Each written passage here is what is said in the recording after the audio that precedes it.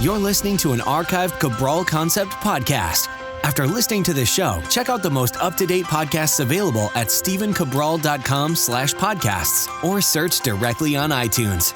And now, welcome to the Cabral Concept, where board-certified naturopath and integrative health practitioner Dr. Stephen Cabral shares how he was diagnosed at the age of 17 with a life-altering illness and given no hope for recovery. It was only after studying and traveling all over the world did he discover how to combine ancient Ayurvedic healing practices with state-of-the-art naturopathic and functional medicine to fully rebalance the body and re-energize it with life. It's time to discover how to get well, lose weight, and finally feel alive again. And now, here's your host, Dr. Stephen Cabral.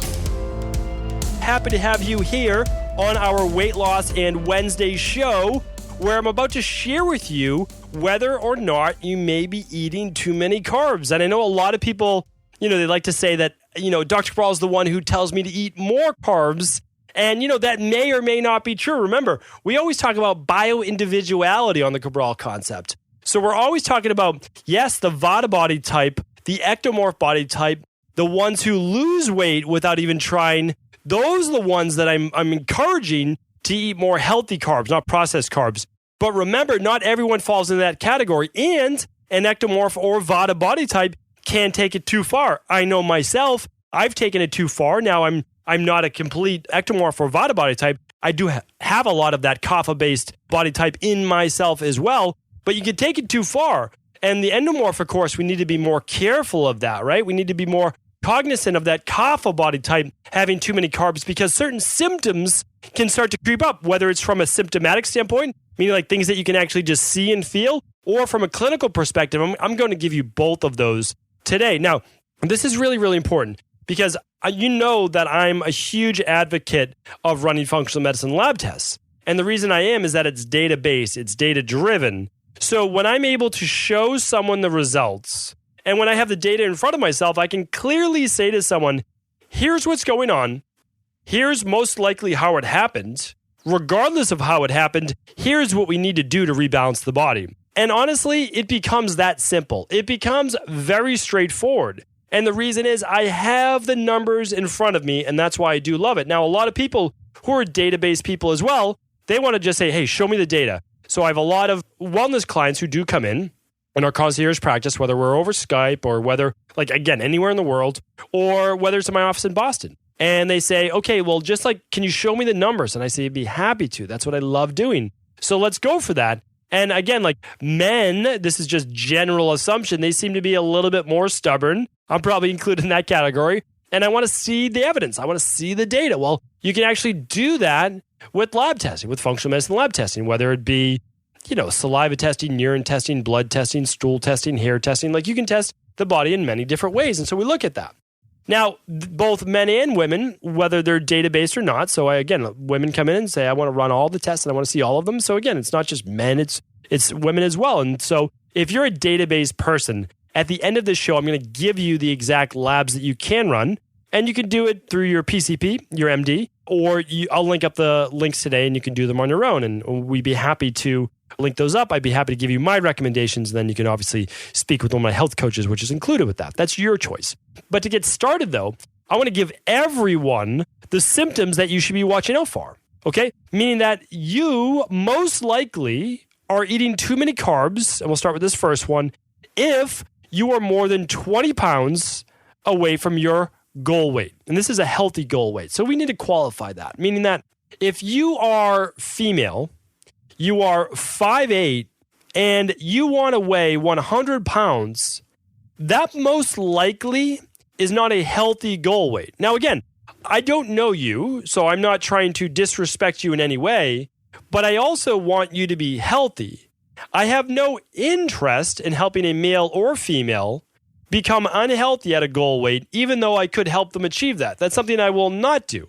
Meaning that is not good for the body to go for a strictly self-image-based response. But if you're 5'8" and you say, I want to get to 120 pounds, and you are an ectomorph as a female, and you have a thinner body type, and your body fat still lies somewhere around 18% at that, then I would say, oh, well, okay, that's perfectly fine. Now, another woman who's 5'8", her best weight might be 150 pounds, and that could be perfectly acceptable. maybe she's more of that mesomorph, endomorph, right? And that's a great weight for her because that's the exact weight her body should be. So what I want you to do is become really self-aware. Again, I like using that word. Become self-aware of what's best for your body. Stop comparing yourself to your friends, your family, your siblings, your coworkers. Their body's their body. Your body is your body. And all you want to do is this. Create your best body for you. Create your best body, not your friend's best body. You're not trying to recreate that. You're trying to create your best body. Because I'll tell you right now, there are huge pluses to the endomorph body type, same with the pitted body type, and same with the ectomorph body type. So remember, we all have our pluses and minuses, and they need to be weighed equally. But here's the thing. It doesn't matter your body type, ectomorph, mesomorph, or endomorph. Does not matter, okay? If you are more than 20 pounds away from your goal weight, and you are holding more weight around your belly, meaning like your waist-to-hip ratio, and again, I've spoken about that before, so just type in waist-hip ratio at stevencabral.com/podcast. You'll get previous shows in this. But if you have belly fat, now I'm not talking about pinching an inch or two of belly fat, okay? That's different. If you can grab a handful of belly fat, okay? Or you have that pot belly, if you have that visceral body fat, which is much more pronounced on men than on women, then at that point, what we want to say is, okay, right now, most likely, you are eating more energy food, which are carbohydrates, for your body that your body needs at its current basal metabolic rate. And I spoke about this before on episode 657, okay? So just go to stevencabral.com/657. How many calories do you need to eat every day? And that is for your basal metabolic rate. In terms of activity, all of those things, okay? All of these things matter. So what I'm saying is this. If you are collecting belly fat, okay, that's a good sign that you have higher levels of blood sugar, potentially higher levels of cortisol, which is a stress hormone that also increases blood sugar. Whether you've eaten sugar or not, it can do that. And that is a recipe for disaster in terms of health. Now, there's a reason why I started calling my Weight Loss Wednesdays Wellness and Weight Loss Wednesdays, and that's because my goal always is to get you healthy, because I know if I get you healthy, your body will naturally drop down or increase to its ideal weight. So I don't even have to talk about what's your ideal weight or not. All I need to do is help you to get to the healthiest you that you can be, and that's always my goal. Okay, but if you're collecting fat around that midsection, okay, if you can pinch a good handful of body fat, that most likely means we're eating a little bit too many carbs. Now, why would that matter? Well, the more carbs you eat, that means the more energy is actually stored in the body or able to be used. Okay, so now as an ectomorph body type, that thin body type, why can they eat more carbs? Why do they not do well on a keto-based diet? Well, the reason is that since they're constantly running at a higher metabolic rate, their body's need for glucose, which comes from carbohydrates, is much higher. So if you give that person a reasonable amount of carbohydrates, and again, reasonable is subjective and is still based on each individual, then they will burn up those carbohydrates, burn up that glucose, which is why they don't become type 2 diabetic with like 200 grams of carbs per day, right? Or 300 grams or 400 grams. And they don't put on any body fat. Why is that? Because they've met their basal metabolic rate. They've met their homeostatic rate, their equilibrium. And once they reach that, well, they have enough energy for the day and they don't store any. Now, if they were to eat 800 grams of carbs, then they might start storing body fat. And that's why I do say an ectomorph can become overweight. They usually become what we call skinny fat. It's an adoring-based term as we use. That means they actually put on belly fat, a lot of belly fat, but their arms and legs still stay pretty thin. So the ectomorph just kind of keeps putting on belly fat around their middle. And again, a sign that they're not moving that body enough, that they're not increasing muscle mass, and they're also eating too many carbs for their particular body. Okay, so hopefully that was a pretty good explanation. I did my best. Carbohydrates are an energy fuel, and if you are expending a lot of energy, meaning from a metabolic rate, as well as from a lifestyle, you can eat more carbs, which means even as an endomorph, if you are expending a lot of energy, you play sports, you work out for an hour a day, you're standing and walking for 4 hours a day, well, you can eat more carbohydrates. Like that's how it works. And if you expend less energy, then the issue is you don't get to eat as many carbohydrates because carbohydrates are glucose. It's sugar. It's fuel for your body. If you need it, you can use it. If you don't, well, then you can't, okay? That's the easiest way around that. Now, we all need carbohydrates, but the problem is most of us could do with getting our carbohydrates from low glycemic fruit like berries, and the majority of that being vegetables. Maybe not as much starch for a lot of people, especially if you are 20 pounds away from your goal weight. All right, number 2 is this. My second reason, there are only 3 today, but the first 2 are more symptomatic, and the third is going to be clinical based. And I like people to be able to use both, right? Because not everyone's going to run a functional medicine lab. Completely understand that.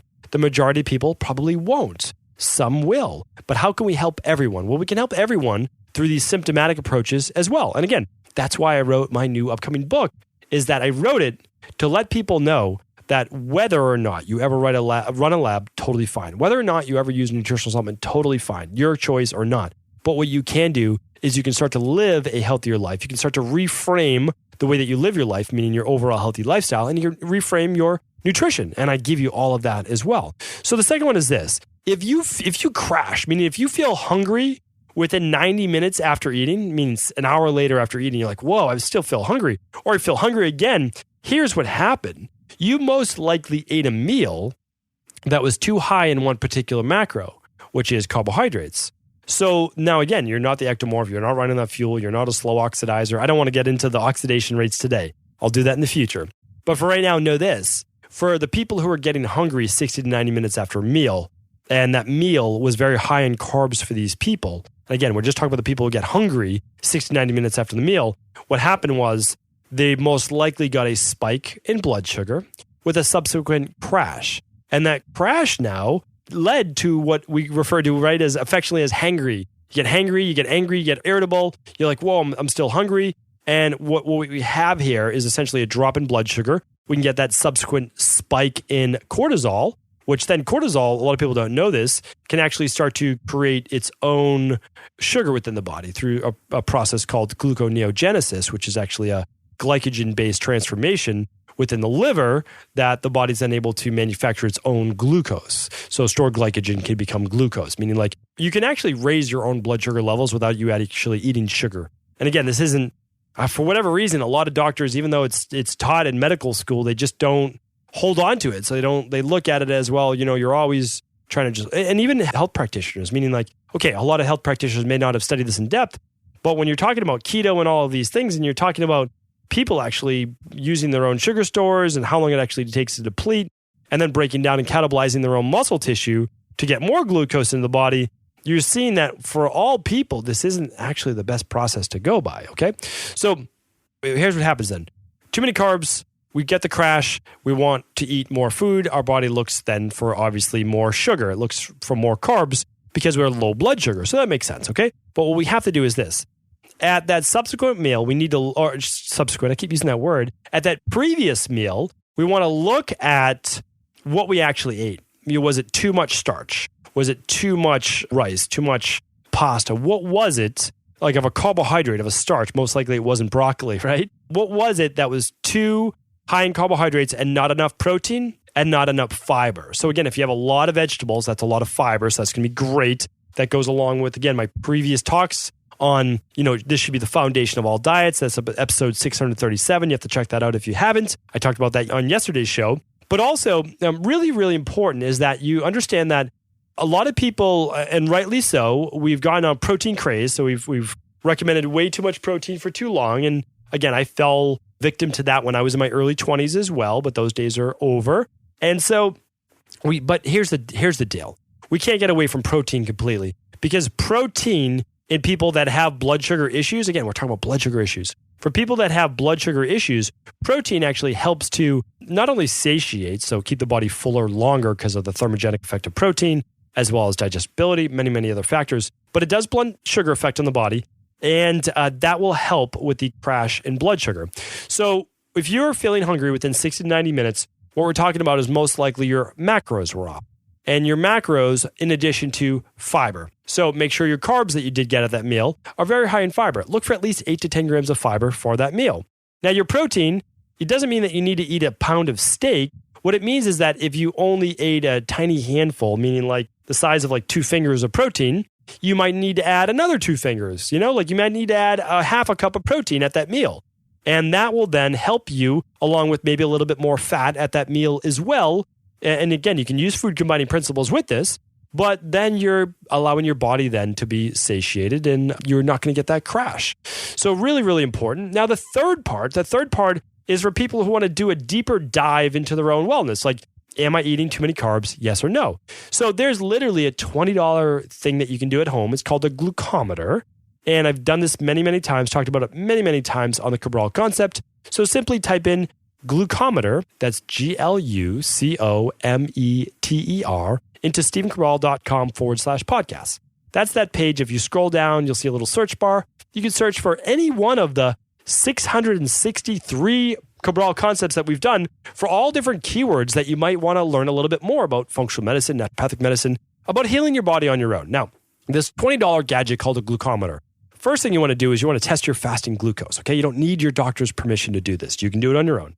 You poke your finger, okay? Just like you would do for diabetes. You test your blood sugar in the morning. If it's above a 95, you don't need to know more than this. I've gone into more than this, but if the number says greater than 95, okay, then you are most likely not processing carbohydrates well in your body, because we want that number to show up between 75 and like 90 first thing in the morning. That's ideal, okay? That's proper blood sugar regulation. Some people say a little bit lower, maybe, but a lot of people get low blood sugar when they start to get into those high 60s or mid 60s, okay? Which a lot of doctors say is fine. It's not that it's bad. It can mean that there's some blood sugar dysregulation though. Okay, so that's a really, really easy one. Now, what's another easy one to do? And again, I run my own blood work. So the only thing a naturopathic doctor can't do is send out for blood work, because blood work diagnoses disease. But you'll see on my website at stephencabral.com/store, if you click on anti-aging, the anti-aging tab, you'll see that I actually recommend a certain type of blood work. And the reason I can do that is that I'm not providing you with the blood work. A company called Life Extension is. Now, I will do a blood lab review for you. I'm happy to do that, but you run it on your own. Now, you can run all of these, or you can ask your PCP to run them for you, okay?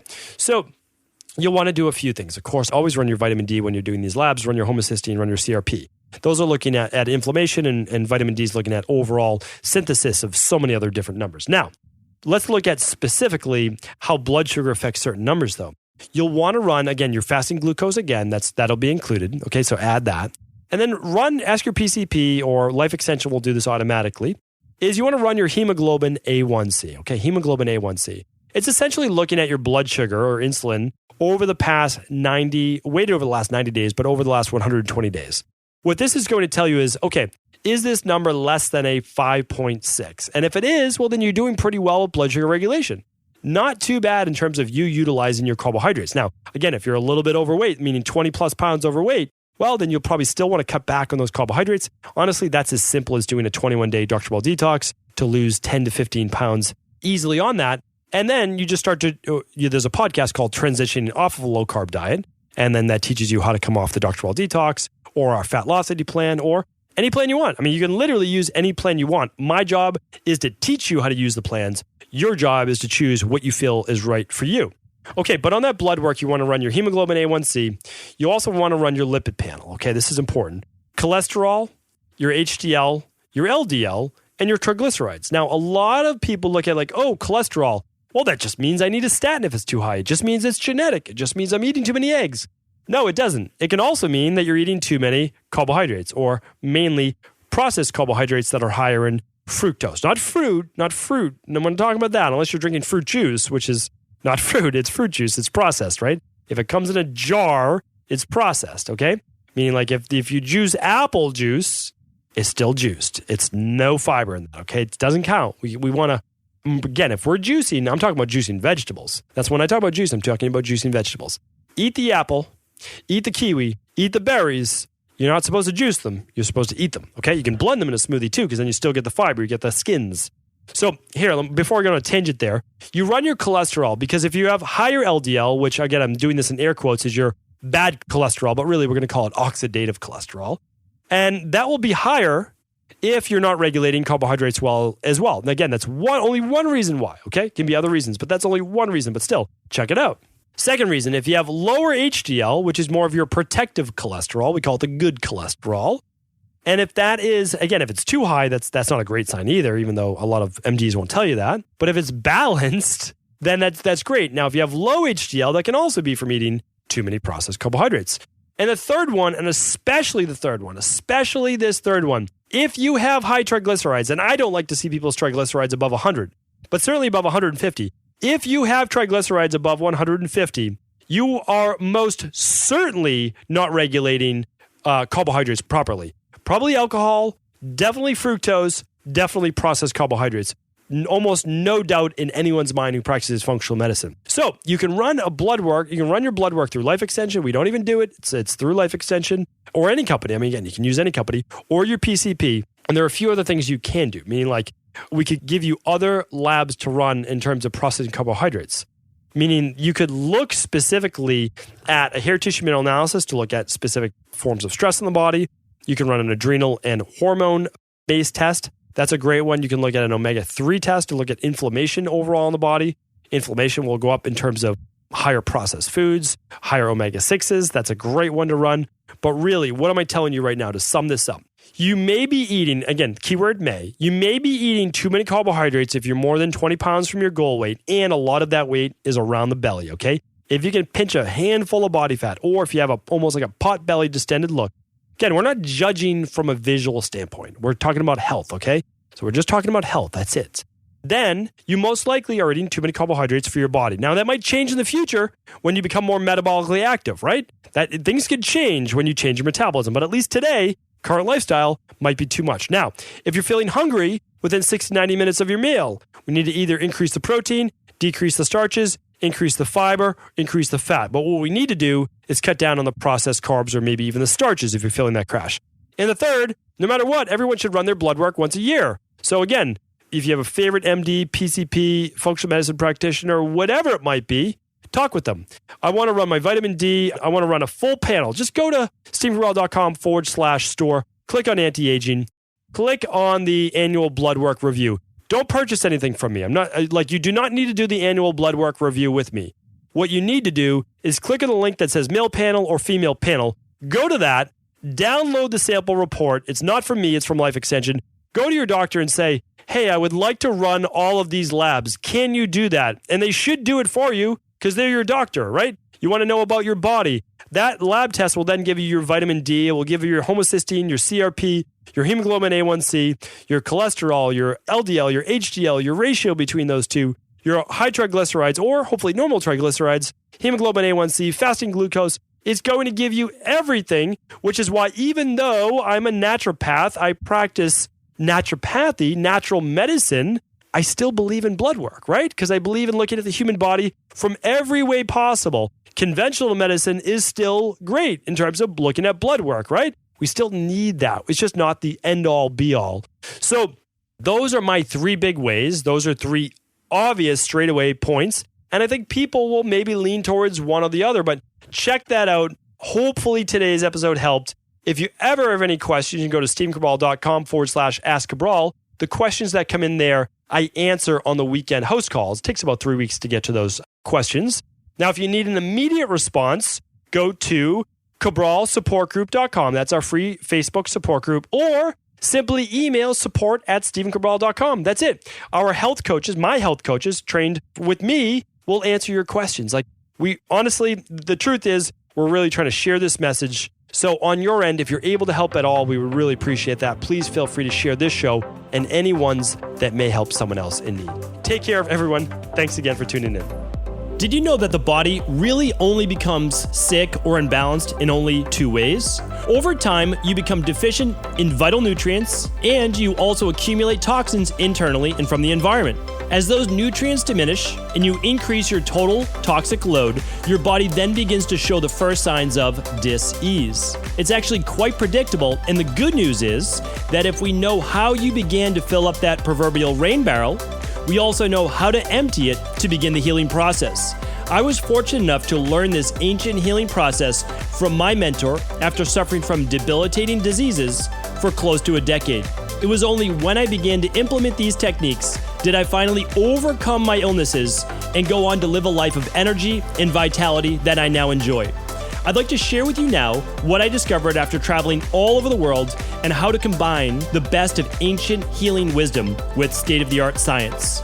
Allow me to teach you exactly how I've been able to help over 250,000 people to empty their rain barrel and begin to transform their body and lives into what they've always hoped they could be. To get your copy of the international bestseller, The Rain Barrel Effect, simply go to stephencabral.com/rainbarrel.